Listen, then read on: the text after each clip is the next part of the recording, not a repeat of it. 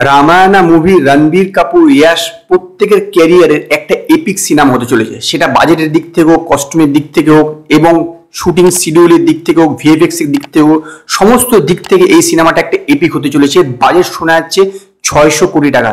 এটা কিন্তু একটি পোর্শনের জন্য, ভেবে দেখুন, একটি পোর্শনের জন্য 600 কোটি টাকা বাজেট। এর 3টে ভাগে তৈরি হবে এই সিনেমা। প্রথম ভাগটা রিলিজ করবে নেক্সট ইয়ারে দিওয়ালির সময়, এটা আপাতত ঠিক আছে। পরের যে পার্টগুলো সেগুলোর কবে রিলিজ ডেট এখনো ঠিক হয়নি, কিন্তু এই বছরের মধ্যেই প্রথম দুটো পার্টের শুটিং করে নেওয়া হবে। এই সিনেমার শুটিং 2 এপ্রিল থেকে শুরু হয়েছে গোরেগাঁও ফিল্ম সিটিতে। প্রথম দিনকে শুটিংয়ে রণবীর কাপুর, সাই পল্লবী, লারা দত্ত ছিল। তো এই সিনেমাতে রণবীর কাপুর হচ্ছে রামের চরিত্র, সাই পল্লবী সীতার চরিত্র, এবং ইয়াশ রাবণের চরিত্র। শোনা যাচ্ছে হনুমানের চরিত্রটা করতে হলে সানি দেওয়াল, কৈকেয়ীর চরিত্র করছে লারা দত্ত। তো এই সিনেমার প্রডিউসার কিন্তু প্রথমে 2 জন ছিল। প্রথমে ছিল নামিত মালহোত্রা, যার হচ্ছে প্রাইম ফোকাস স্টুডিও, যারা ভিএফএক্স এর কাজটা করছে এই সিনেমাতে, এবং ছিল মধু মন্টেনা।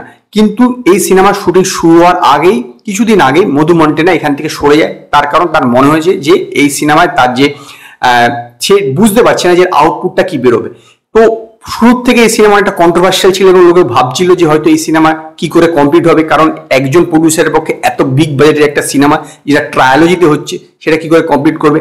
এখন কিন্তু আরেকজন প্রডিউসার পেয়ে গেল। ইয়েস, এই সিনেমায় যে রাবণের চরিত্র করছে, মানে Yash, as a co producer এই সিনেমাতে জয়েন করেছে। যদিও এটা জানা যায়নি যে সে সেখানে টাকা ইনভেস্ট করছে নাকি প্রফিট থেকে শেয়ার নেবে, যেরকম সাধারণত হয়ে থাকে। অনেক জায়গাতে কি হয়, as a co producer add হয়, যে নিজের যে স্যালারি আছে সেটাকে ছেড়ে দেয়। তো অ্যাজ এ কো প্রডিউসার এখানে প্রডিউসার হিসেবে অ্যাড হয়ে যায়। সেটা কি হচ্ছে কিনা, না ডাইরেক্ট ইনভেস্ট করছে এই রামায়ণাতে, সেটা এখনো জানা যায়নি। ইয়াশের মনস্টার মাইন্ড ক্রিয়েশন এর সঙ্গে জয়েন্টলি প্রডিউস করছে, মানে প্রাইম ফোকাস স্টুডিওর সঙ্গে জয়েন্টলি ভাবে এই সিনেমাটা 2 জনের প্রডিউস করছে। আমার মতে এটা কিন্তু যথেষ্ট গুড ডিসিশন, কারণ ইয়াশ এর আগেও সেরকম বড় মাপের কোনো সিনেমা প্রডিউস করেনি। তো এরকম বড় মাপের একটা সিনেমা প্রডিউস করলে সেটা যদি চলে যায়, তাহলে কিন্তু তার প্রোডাকশন হাউসের ক্ষেত্রে অনেকটা সুবিধাই হবে। ইভেন এখন অনেক হিরোটাই আস্তে আস্তে প্রডিউসার হচ্ছে, তো ইয়াশও সেই ধাপে দিকে এগোলো। এটা আমার মনে হয় সঠিক সিদ্ধান্ত। এতে কিন্তু অনেকটা ভালোই হবে, কারণ এই রামায়ণ সিনেমাটা শুটিং শুরুর আগের থেকেই যথেষ্ট উৎসাহ আছে লোকের মনে। এবং নীতিশ তিওয়ারির ডাইরেক্টর যে দাঙ্গাল বানিয়েছিল, ছিচড়ে বানিয়েছিল, তো স্বাভাবিকভাবে এই সিনেমাটা হোপফুলি ভালোই হবে।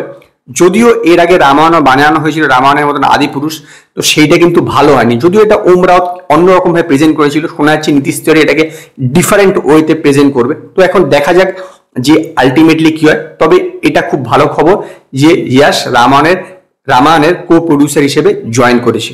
যদি আপনাদের এই ভিডিও পছন্দ হয়, ভিডিওটিকে লাইক করুন, কমেন্ট করুন, শেয়ার করুন, আর নতুন নতুন আপডেটের জন্য আমার চ্যানেলকে সাবস্ক্রাইব করুন।